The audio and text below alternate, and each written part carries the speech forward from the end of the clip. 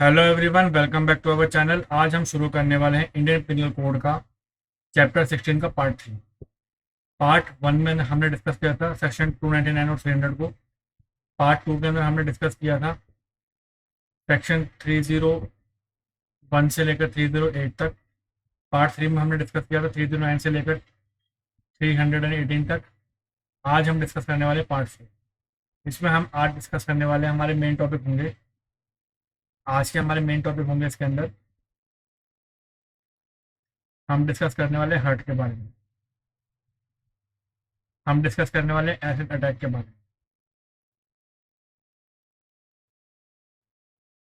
तो बेसिकली हम आज 319 से लेकर 326 बी तक ये हम आज डिस्कस करने वाले हैं।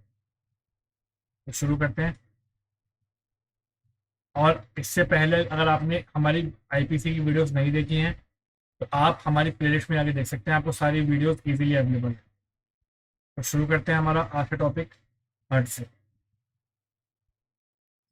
अब अगर हम बात करें हर्ट की, तो हर्ट दे रखा है हमें सेक्शन नंबर 319 के अंदर। कहाँ दे रखा है? सेक्शन नंबर 319 के अंदर। क्या होता है हर्ट? क्या होता है? whoever cause bodily pain, disease or infirmity to any person is said to cause। क्या बोला? कोई भी ऐसा आदमी जो किसी को क्या पहुंचाए?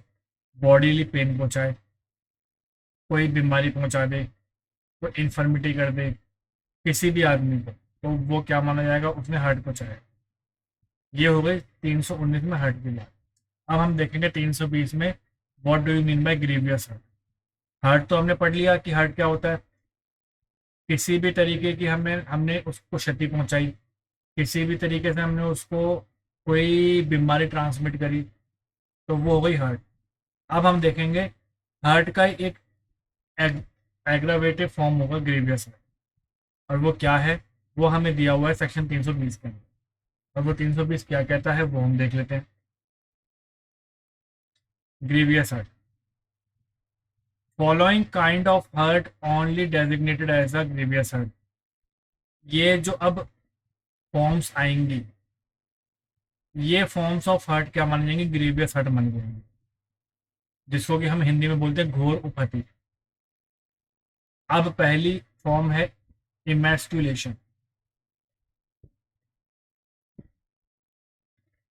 इमैस्कुलेशन, इंटरनल इंजरीज, ये होती है ग्रीवियस हर्ट। मतलब मैंने किसी को जोर से मुक्का मारा और उसकी जांग की अंदर की हड्डी टूट गई या जांग का मांस फट गया, तो ये होता है इमैस्कुलेशन। दूसरा, permanent privation of site of either I. किसी ने मैंने किसी को मुक्का मारा या किसी ऑब्जेक्ट से उसकी आंख पे मारा, उसकी आई साइड चली गई, ये होता है ग्रीवियस। तीसरा, permanent privation of hearing of either I. किसी के कान पे ऐसा मारा कि उसके कान के पर्दे फट गए,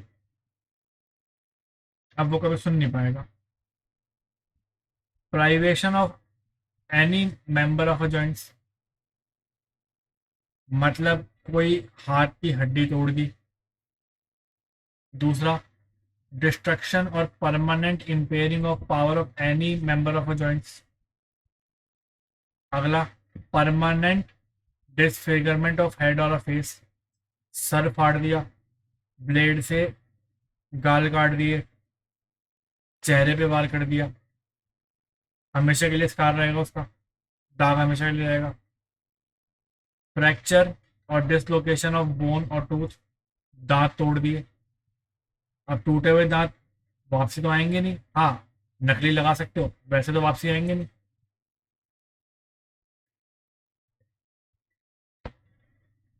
any hurt which endangered the life which caused suffer to be during the space of 20 days। किसी पे ऐसा हमला किया और वो 20 दिन तक उठा ही नहीं, तो यहाँ पर ये दिन याद रखने कितने दिन कम से कम होने चाहिए? मिनिमम 20 डेज होना चाहिए। क्योंकि इसी में ये पूछ लेता है कि एक आदमी है, वो उस पर किसी ने वार किया और वो 15 दिन तक हॉस्पिटलाइज है, तो क्या ये ग्रीवियस हर्ट की कैटेगरी में आएगा? ये ग्रीवियस हर्ट की कैटेगरी में नहीं आएगा। क्यों? क्योंकि हमें दिन कितने चाहिए? 20 दिन चाहिए कम से कम। ये बात समझ में आती है? तो ये हो गया सेक्शन नंबर 320। अब देखते हैं सेक्शन नंबर 321। अभी हमने पढ़ा सेक्शन 319 में what do you mean by heart. अब हम देखेंगे वॉलंटरी कॉजिंग हार्ट क्या होता है 321 में।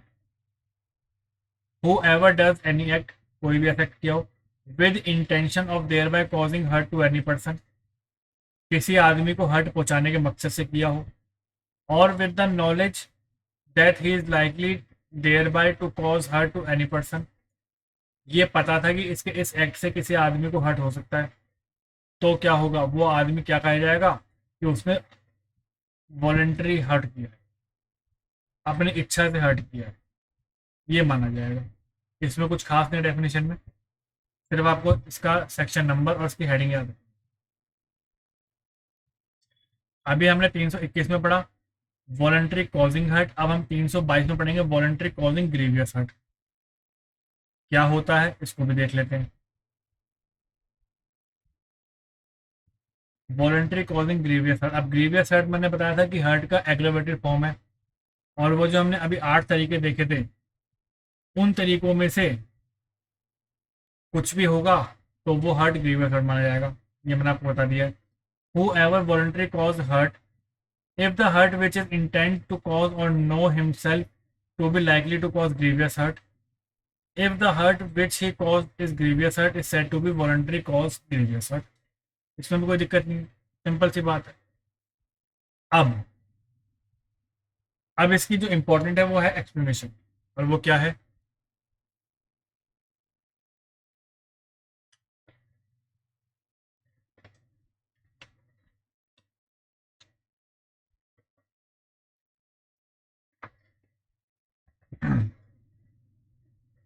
Explanation 1. A person is not said to voluntarily cause grievous hurt except when he both cause grievous hurt and intend or know himself to be likely to cause grievous hurt. But he is said to voluntarily cause grievous hurt if intending or knowing himself to be likely to cause grievous hurt to on one kind and he actually cause grievous hurt of another kind. मतलब यहाँ पे intention होनी चाहिए, उसको पता होना चाहिए कि भैया ये जो काम कर रहा है वो ग्रेवियस हरी की कैटेगरी में आ रहा है। अब ये कैसे पता लगेगा? अब भैया हम किसी को मुक्के से उसके जबड़े पे मार रहे हैं, पता है कि भैया मुक्का लगते ही जबड़ा भी टूट सकता है, तो हम ये थोड़ी बोलेंगे कि मैंने तो उसको ऐसे ही मारा था। या किसी के सर पे हम वार कर रहे हैं डंडे से, तो हमें पता है कि भैया उसका सर फट सकता है, ये थोड़ी बोल देंगे कि मैंने तो हल्का से वार किया था। यहाँ पे क्या है? इंटेंशन भी है और यहाँ पे नॉलेज भी है। ये बात समझ में आती है? अब इसकी देखते हैं illustration.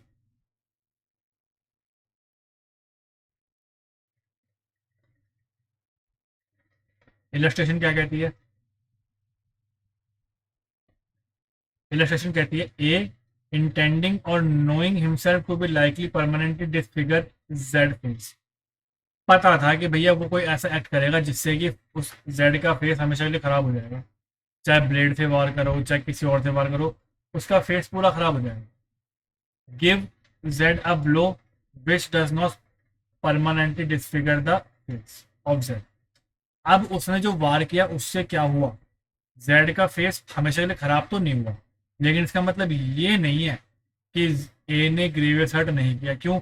But which cause Z to suffer severe bodily pain for the space of 20 days।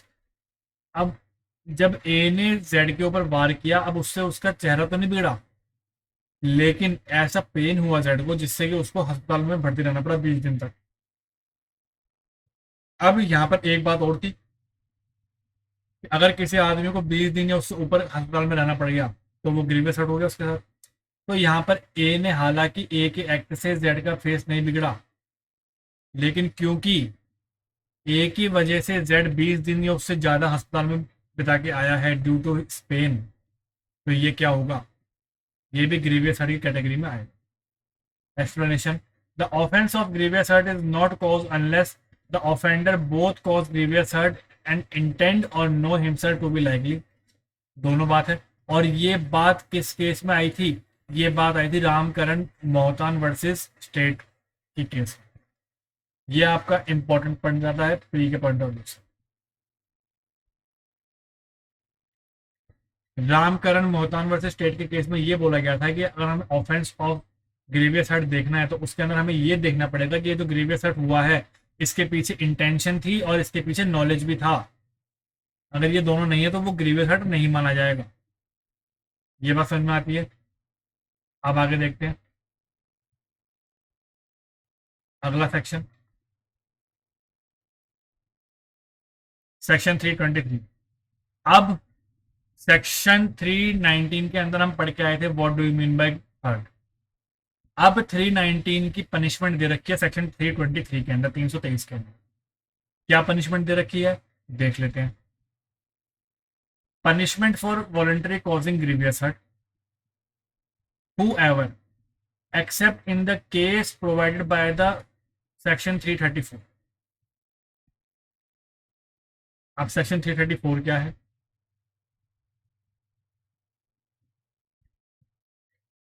इसको हम बाद में देखेंगे। इसमें क्या लिखा है कि कोई भी ऐसा आदमी जिसने कि क्या किया हो, सिंपल भाषा में समझ लेते हैं। whoever हाँ, इसकी एक्सेप्शन बोली गई है कि ये सेक्शन 334 पे लागू नहीं होगा। अब 334 जब हम पहुंचेंगे तब देखेंगे। whoever except the case provided by the section 334 voluntary cause hurt, उसने क्या कर दिया? किसी को हर्ट पहुंचा दी, तो shall be punish with imprisonment of either description simple rigorous which may extend to 1 year, 1 साल तक की होगी। विद फाइन हो सकती है, और फाइन कहां तक पहुंच सकता है? 1,000 रुपए तक फाइन पहुंच सकता है, और दोनों। ये बात ध्यान रहेगी। हर्ट के केस में 1 साल तक की सजा, 1,000 रुपए तक का फाइन, या दोनों, ये हो सकता है। अब इसका डेफिनेशन हमें कहां दे रखा था हर्ट का? 319 के अंदर। और पनिशमेंट हमें कहां दे रखी है? 323 के अंदर। ये बात ध्यान रहेगी। अब हम देखते हैं section 324।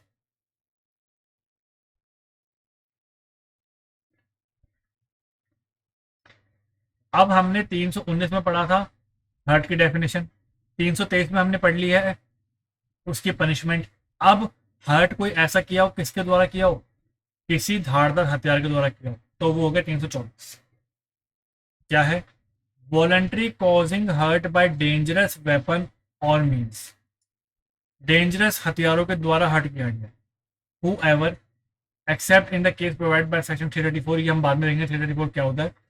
Voluntary cause hurt by means of any instrument for shooting, stabbing, cutting and any instrument which is use as a weapon. बंदूक से किया हो, डंडे से किया हो, ब्लेड से किया हो, या कोई भी ऐसा हो जो हथियार के तौर पर यूज किया जा सकता है, उस इंस्ट्रूमेंट से किया हो तो, और उससे क्या हो? Is likely to cause death, उससे सामने वाले की डेथ हो सके। By means of fire, shooting से डेथ हो सकती है। एंड एनी हीटेड सब्सटेंस, और by means of any poison, जहर दे के हो सकता है। बाय कोअर्सिव सब्सटेंस, बम पटाखों से हो सकता है। By means of any explosive substance, आग लगा दी। By means of any substance, किसी भी तरीके से अगर हम उसको क्या कर रहे हैं, हर्ट पहुंचा रहे हैं, और हमें पता है कि इसके हर्ट पहुंचाने से इसको डेथ हो सकती है, तो क्या होगा? Which is deleterious to human body in inhale, जैसे कि हमने गैसियस सब्सटेंस कर दिया, जहरीली गैस फैला दी, उससे भी उसको हर्ट पहुंचा, उससे भी उसकी जान से जा सकती है। उसने सूंघ लिया, इनहेल कर लिया, स्वॉलो कर लिया, उससे भी उसकी जान जा सकती है। और to receive into a blood, कुछ ऐसा पीने को दे दिया, जहर चला गया खून के अंदर, तो। और बाय मीन्स ऑफ एनिमल, सांप से कटवा दिया, कुत्ते से कटवा दिया, या किसी और खूंखार जानवर से कटवा दिया, मरवा दिया उसको, उससे हर्ट पहुंचा, उसकी जान जा सकती है, ये पता है। तो उस केस में क्या होगा? Shall be punished with imprisonment of Euler description for term में एक्सटेंड टू 3 ईयर्स, और फाइन और बोथ। अब देखो 323 में ग्रेविटी कम थी तो उसकी पनिशमेंट भी कम थी, 324 में ग्रेविटी बढ़ गई तो उसकी पनिशमेंट भी बढ़ गई। ये बात ध्यान रहेगी। आगे बढ़ते हैं। 325। 320 में हमने पढ़ा था what do you mean by grievous hurt. अब ग्रीवियस हर्ट की पनिशमेंट है 325 के अंदर, क्या है punishment for voluntary causing grievous hurt? whoever except in the provision section 335 बाद में पढ़ेंगे। voluntary causing grievous hurt shall be punished with the imprisonment of either description simple rigorous, और कितने साल तक के 7 साल तक की तो मिलेगी मिलेगी, और फाइन भी आपको भरना पड़ेगा। shall also be fine, मतलब एडिशन अब भरना पड़ेगा आपको। तो ये हो गई और इसके बारे में हमने कहाँ पढ़ा था डेफिनेशन? 320 के अंदर पढ़ा था। ये बात समझ में आती है। अब आगे बढ़ते हैं। अभी हमने 324 में क्या पढ़ा था? Voluntary causing hurt by dangerous weapon. अब हम पढ़ेंगे voluntary causing grievous hurt by dangerous weapon. दोनों फर्क समझ में आता है। अब देख लो, अब इसकी ग्रेविटी और बढ़ जाएगी। कैसे बढ़ जाएगी?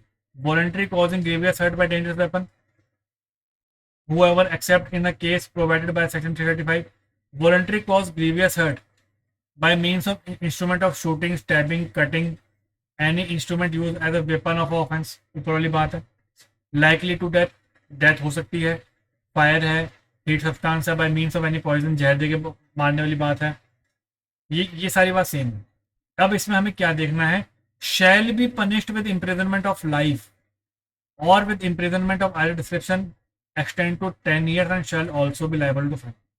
324 में 7 साल तक की थी, लेकिन अब क्योंकि 326 में ग्रेविटी बढ़ गई तो उम्र कैद तक भी जा सकती है, और उम्र कैद नहीं गई तो 10 साल तो कम से कम जाएगी जाएगी, और फाइन भी आपको देना पड़ेगा। ये बात समझ में आती है। ये हमने अभी तक ग्रीवियस हर्ट का कॉन्सेप्ट समझा है। अब हम सेक्शन 2 करेंगे, जो कि बात कहते हैं हमारे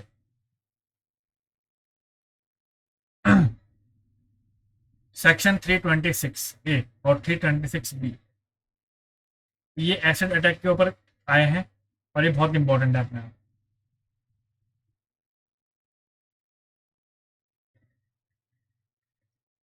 अब voluntary causing grievous hurt by using acid, acid attack वाली बात है।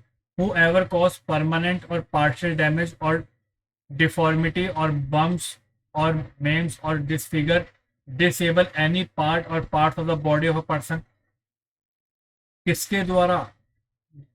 cause grievous hurt by throwing acid, तेजाब फेंक के किसी का चेहरा खराब कर दिया, किसी का बॉडी पार्ट खराब कर दिया, किसी की पूरी बॉडी खराब कर दी, तो क्या होगा? और by administering acid in the person और by using any other means, तो क्या होगा? और उसमें इंटेंशन क्या होनी चाहिए? With the intention of causing और with the knowledge that he is likely to cause such injury hurt. उसको ये पता है कि मेरे इस काम से उसकी डेथ हो सकती है, उसकी जिंदगी खराब हो सकती है, तो क्या होगा? Shall be punished with imprisonment of either description simple rigorous and shall not be less than 10 years but may extend to life and with fine. मतलब कम से कम 10 साल की तो लगेगी लगेगी, उससे ज्यादा लगे तो लाइफ तक बात जा सकती है, लेकिन कम से कम 10 साल की तो लगेगी लगेगी। ये बात साफ साफ कह दी है।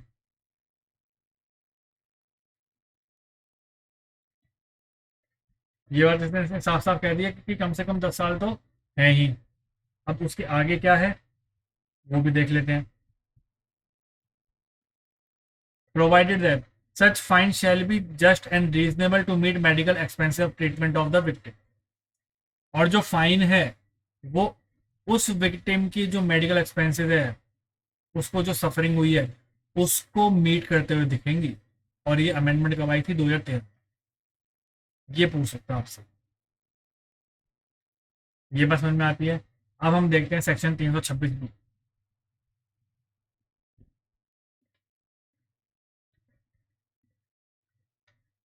326A में तो एसिड फेंका गया, और 326B में एसिड को फेंकने का प्रयास किया गया, अटेम्प्ट किया।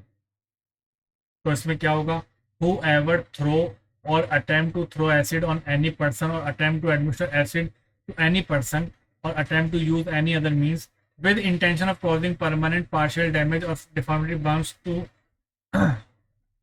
grievous hurt to that person shall be punished with imprisonment of either description simple rigorous which shall not be less than 5 years but may extend to 7 years। अब ऊपर तो फेंका गया था, इसलिए कम से कम 10 साल की और ज़्यादा से ज़्यादा उम्र कैद थी। अब इसमें फेंकने का प्रयास किया गया, इसलिए 5 साल कम से कम और 7 साल ज़्यादा से ज़्यादा। और कितना है, फाइन भी देना पड़ेगा। और फाइन वही जो उसकी मेडिकल एक्सपेंसेस को मीट करेगा। ये बात समझ में आती है। आज हमने सेक्शन 326 बी तक डिस्कस कर लिया है। अब हम अगले सेशन में 327 से आगे डिस्कस करेंगे। आई होप आपको आज का सेशन अच्छा लगा होगा। फिर मिलते हैं अगले सेशन में। तब तक के लिए thank you very much. Goodbye and take.